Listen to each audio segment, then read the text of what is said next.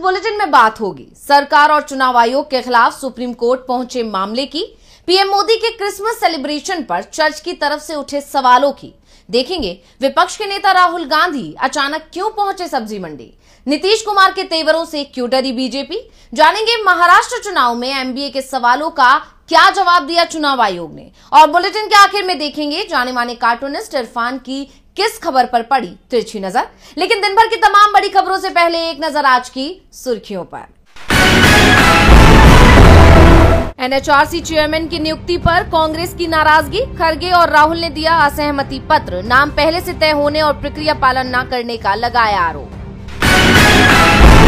26 दिसंबर को बेलगावी में सीडब्ल्यूसी की बैठक, 27 दिसंबर को जय बापू जय भीम जय संविधान रैली, 100 साल पहले बेलगावी में महात्मा गांधी ने संभाली थी कांग्रेस की अध्यक्षता। मैं बिल्कुल ठीक हूं, हम जीतेंगे या फिर जान खो देंगे, खनौरी बॉर्डर पर अनशन पर बैठे किसान नेता जगजीत डल्लेवाल का अल्टीमेटम। लाल निशान पर बंद हुआ शेयर बाजार, 67 अंकों की गिरावट के साथ 78,472 पर बंद हुआ सेंसेक्स, वहीं 25 अंकों की गिरावट के साथ 23,727 पर बंद हुआ निफ्टी। ये तो थी सुर्खियां, अब बात आज की सबसे बड़ी खबर की। चुनाव आयोग के नियमों में बदलाव करना मोदी सरकार पर बहुत भारी पड़ने वाला है। हाईकोर्ट के आदेश को कमजोर करने के लिए सरकार ने चुनाव के नियम ही बदल दिए थे और अब ये मामला सुप्रीम कोर्ट पहुंच गया है। तो क्या है ये पूरा मामला जिसे लेकर सुप्रीम कोर्ट में लगाई गई है याचिका, देखिए ये रिपोर्ट।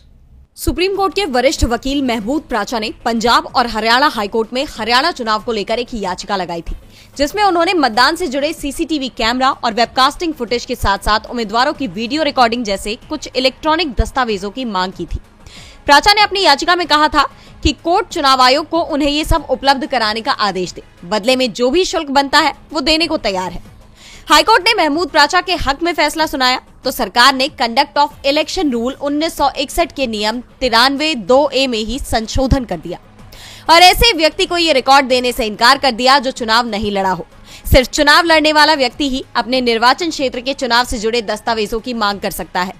इस बदलाव को लेकर कांग्रेस ने मोदी सरकार पर सवाल उठाए थे कि आखिर सरकार चुनाव की किस धांधली को छिपाने की कोशिश कर रही है, और अब कांग्रेस पार्टी ने मोदी सरकार के चुनाव नियमों में किए गए बदलावों को सुप्रीम कोर्ट में चुनौती दे दी है।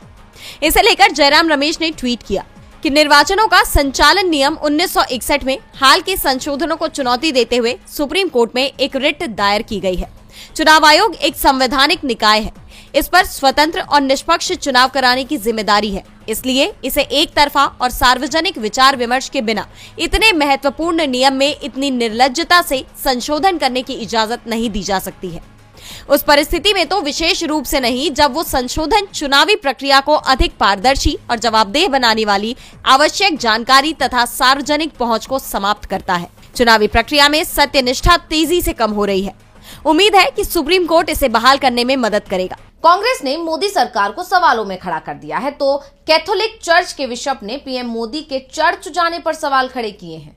उन्होंने पीएम मोदी पर तीखा हमला करते हुए कहा कि दिल्ली में तो पीएम चर्च में जाकर सम्मान दिखा रही हैं, लेकिन केरल में उनके लोग चर्च पर हमला कर रहे हैं। और क्या कहा है बिशप ने, देखिए रिपोर्ट में। पीएम नरेंद्र मोदी दिल्ली में क्रिसमस सेलिब्रेशन के एक इवेंट में शामिल हुए थे। इसका आयोजन Catholic bishops conference of India ने किया था, लेकिन पीएम के इसमें शामिल होने पर केरल के कैथोलिक चर्च के बिशप ने तंज कसा है। उन्होंने फेसबुक पोस्ट में लिखा, वहाँ पीएम बिशप का सम्मान कर रहे हैं और क्रिब को लेकर श्रद्धा दिखा रहे हैं और यहाँ क्रिब पर हमले कर रहे हैं। बता दें कि क्रिब क्रिसमस सेलिब्रेशन के दौरान की जाने वाली उस सजावट को कहा जाता है जो ईसा मसीह के जन्म को दर्शाती है। अपनी पोस्ट में बिशप ने केरल के पलक्कड़ के सरकारी स्कूलों में क्रिसमस सेलिब्रेशन के आयोजनों में बवाल किए जाने की घटनाओं का जिक्र किया। इनमें से एक घटना में चित्तूर में 3 बीएचपी नेताओं को अरेस्ट किया गया है। ईसाई समुदाय पर होने वाले हमलों को लेकर तुषार गांधी, एनी राजा, फादर सेड्रिक प्रकाश, जॉन दयाल और शबनम हाशमी सहित देश की 200 से ज्यादा प्रमुख हस्तियों ने गंभीर चिंता व्यक्त करते हुए एक संयुक्त बयान पर हस्ताक्षर किए हैं। बयान में कहा गया है कि पिछले कुछ सालों में भारत में ईसाइयों का उत्पीड़न एक बढ़ती हुई चिंता का विषय रहा है। तमाम रिपोर्ट बताती हैं कि विशेष रूप से ग्रामीण क्षेत्रों में ईसाइयों के खिलाफ हिंसा और उत्पीड़न में उल्लेखनीय वृद्धि हुई है। इवेंजेलिकल फेलोशिप ऑफ इंडिया और यूनाइटेड क्रिश्चियन फोरम (यूसीएफ) के आंकड़ों का हवाला देते हुए बयान में कहा गया है कि 2021 में ईसाइयों के खिलाफ हिंसा की 327 घटनाएं दर्ज की गई हैं। 2022 में 486 से ज्यादा घटनाएं दर्ज की गई, जिनमें शारीरिक हिंसा के 115 मामले और धमकी और उत्पीड़न के 357 मामले शामिल हैं। बयान में आगे कहा गया है कि यूसीएफ ने वर्ष 2014 में 127 घटनाओं को सूचीबद्ध किया, जब मोदी सरकार ने सत्ता संभाली थी। वर्तमान में जनवरी 2024 से नवंबर 2024 तक भारत में ईसाई नागरिकों पर उनकी आस्था के लिए हमला किए जाने की 745 घटनाएं दर्ज की गई हैं। यानी पीएम मोदी चौतरफा घिरते दिखाई दे रहे हैं। तो विपक्ष के नेता राहुल गांधी ने भी बढ़ती महंगाई को लेकर मोदी सरकार को घेर लिया है।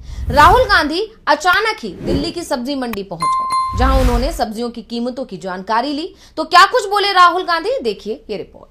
लोकसभा में नेता प्रतिपक्ष राहुल गांधी मोदी सरकार के लिए मुश्किलें बढ़ाते जा रहे हैं। बीजेपी राहुल गांधी की काट नहीं ढूंढ पा रही है। राहुल आम जनता के बीच जाकर उनसे उनका हाल जान रहे हैं। आम जनता मोदी सरकार के राज में किन किन परेशानियों से जूझ रही है, ये जानने की कोशिश कर रहे हैं। इसी कड़ी में अब राहुल गांधी अचानक से दिल्ली की एक सब्जी मंडी में पहुंचे। इस दौरान सब्जियों के दाम सुनकर राहुल के भी होश उड़ गए। सब्जी मंडी में मौजूद कई महिलाओं ने राहुल को अपनी आपबीती सुनाई। राहुल गांधी की महिलाओं से मुलाकात और बातचीत का वीडियो भी सामने आया है, जिसे राहुल गांधी ने एक्स पर शेयर किया है। लगभग 6 मिनट के इस वीडियो में राहुल सब्जियों के दाम पूछ रहे हैं। महिलाएं सरकार के खिलाफ नाराजगी जाहिर कर रही हैं। एक महिला ने कहा कि शलजम जो कभी 30 से 40 रुपए किलो मिलते थे, वो आज 60 रुपए किलो मिल रहे हैं। मटर 120 रुपए किलो मिल रही है। सब्जी मंडी गिरिनगर की है। राहुल गांधी ने महिलाओं से कहा कि महंगाई हर साल बढ़ती जा रही है, इससे आप पर दबाव बढ़ता होगा। राहुल ने पूछा कि जीएसटी से महंगाई बढ़ी है। इस पर महिला ने कहा कि हाँ, बहुत ज्यादा। राहुल गांधी ने इस वीडियो को शेयर करते हुए लिखा कि लहसुन कभी 40 रुपए था, आज 400 रुपए किलो है। बढ़ती महंगाई ने आम आदमी के रसोई का बजट बिगाड़ दिया है। सरकार कुंभकर्ण की नींद सो रही है। राहुल से बात करते हुए एक महिला कहती है कि सोना सस्ता होगा, लेकिन लहसुन नहीं। आपको बता दें कि दिल्ली में अगले साल फरवरी में विधानसभा चुनाव होना है। उससे पहले राहुल एक्टिव मोड में हैं। वे अंबेडकर के मुद्दे पर सरकार को लगातार घेर रहे हैं। अब उन्होंने महंगाई पर सरकार को घेरा है। राहुल के इस वीडियो को देखकर जानकार ये कह रहे हैं कि बीजेपी जितना राहुल को बदनाम करने की कोशिश करती है, लेकिन राहुल बीजेपी के सभी दांव फेल कर देते हैं। राहुल गांधी पीएम मोदी की नीतियों पर सीधे हमला कर रहे हैं, तो दूसरी तरफ मोदी सरकार में गृह मंत्री अमित शाह के खिलाफ पूरे देश में ही आंदोलन हो रहा है।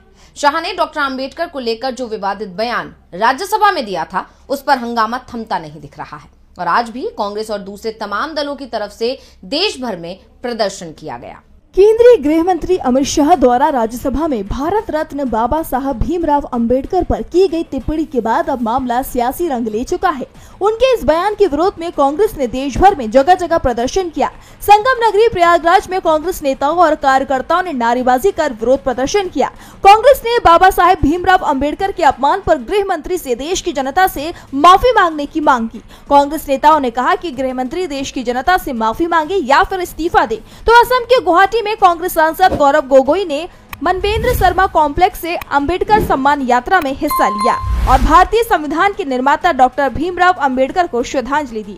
राजधानी रायपुर में भी ऐसा ही नजारा देखने को मिला, जहां कांग्रेस पदाधिकारियों ने अंबेडकर सम्मान मार्च निकाला और अमित शाह के इस्तीफे की मांग की। इसी तरह नागालैंड, चेन्नई, मध्य प्रदेश, बिहार जैसे कई राज्यों में विरोध प्रदर्शन किया गया। तो वहीं गृह मंत्री अमित शाह के अंबेडकर पर दिए गए बयान के खिलाफ बसपा ने भी यूपी के सभी जिला मुख्यालयों पर प्रदर्शन किया। आगरा में बसपा नेताओं और कार्यकर्ताओं ने हाथ में झंडे बैनर लेकर शाह के बयान पर नाराजगी जताते हुए नारे दिए, शाह होश में आओ, संविधान का अपमान नहीं सहेंगे जैसे नारे लगाए। वाराणसी में कार्यकर्ताओं ने कहा कि अभी तो अंगड़ाई है, आगे बहुत लड़ाई है। ये प्रदर्शन करीब 3 घंटे तक चला। इस बीच मायावती के भतीजे आकाश आनंद ने एक्स पर लिखा, गृह मंत्री ने संसद में बाबा साहब का अपमान किया, उन्हें पश्चाताप करना ही होगा। अब देखना होगा कि विपक्ष के इस प्रदर्शन का बीजेपी पर कितना असर पड़ता है। ये तो आने वाले समय में ही पता चल पाएगा। शाह के बयान से देश भर में बवाल मचा हुआ है, तो उनके एक बयान ने बिहार की सियासत में भी बवाल मचा दिया है। बीजेपी और जेडीयू का गठबंधन टूटने के संकेत मिल रहे हैं। नीतीश कुमार ने एनडीए में रहने को लेकर अचानक ही चुप्पी साध ली है, तो कैसे बिहार एनडीए में दिखने लगा संकट, देखिए रिपोर्ट। बिहार में मुख्यमंत्री नीतीश कुमार की प्रगति यात्रा को लेकर चर्चा काफी तेज है। नीतीश ने इस यात्रा की शुरुआत के साथ ही बीजेपी को साफ संकेत दे दिए हैं कि बिहार में नीतीश कुमार के बिना बीजेपी की दाल नहीं गलने वाली।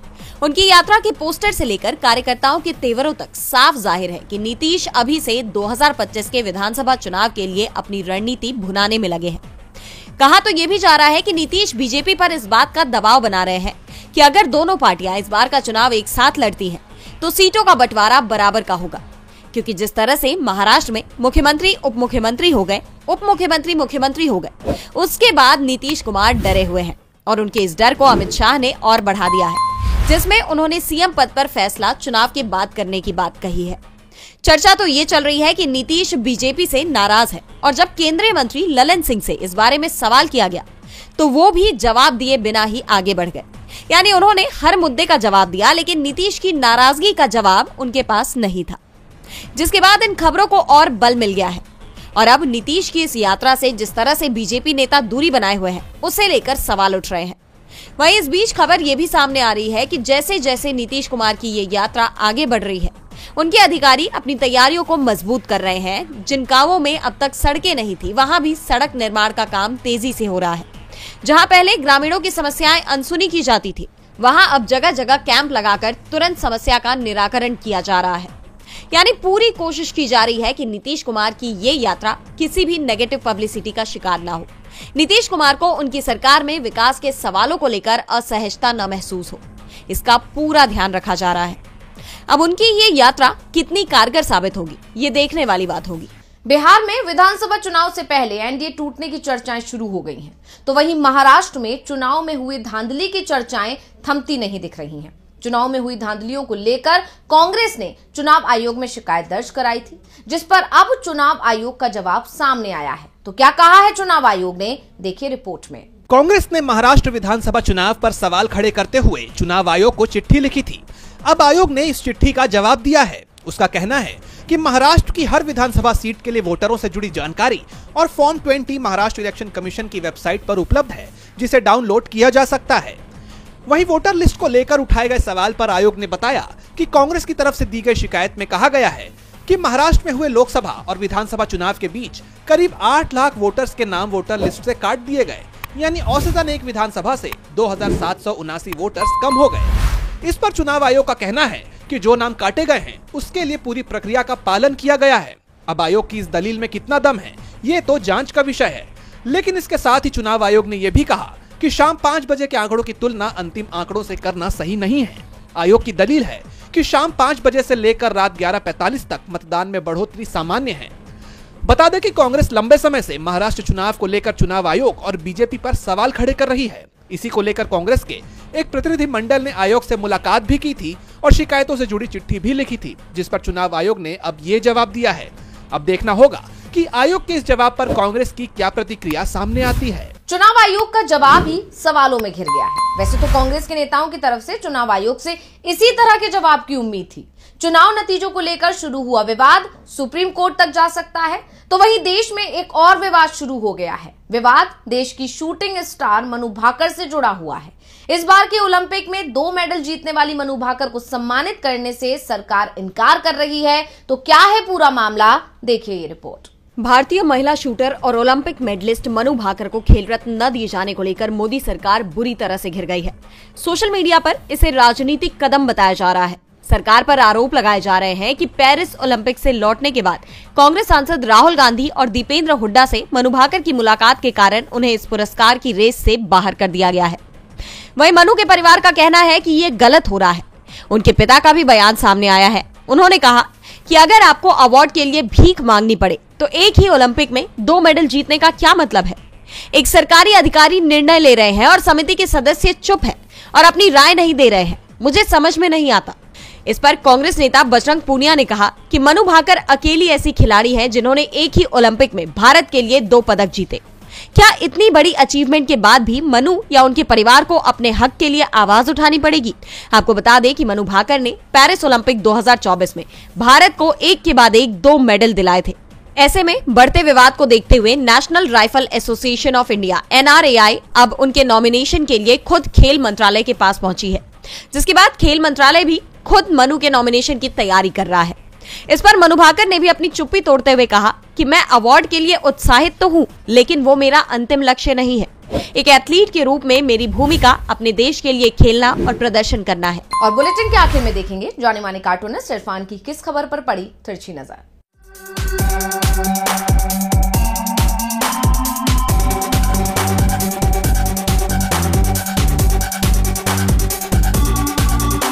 कॉन्फिडेंट होना कोई बुरी बात नहीं, लेकिन ओवर कॉन्फिडेंट होना अहंकार की निशानी है, जो कई बार बोलने वाले को काफी महंगी भी पड़ती है।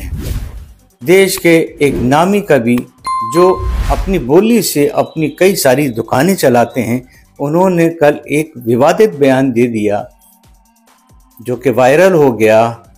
लोगों ने उनको ट्रोल किया।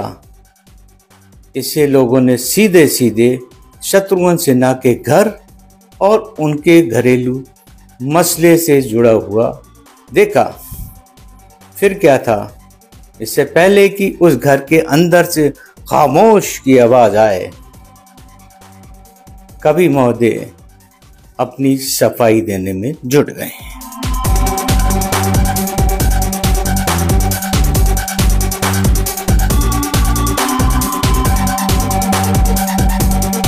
आज सोशल मीडिया से लेकर आपके चलते फिरते जीवन में भी पत्रकारिता के बुरे दौर की चर्चा होती है, क्योंकि जिन लोगों पर सूचना देने की जिम्मेदारी है वो आपके लिए नहीं बल्कि कॉरपोरेट और सरकारों को फायदा पहुंचाने में लग गए हैं। विज्ञापन मॉडल को खारिज कर आप इस बीमारी को दूर कर सकते हैं और अपने नारे को बुलंद कीजिए।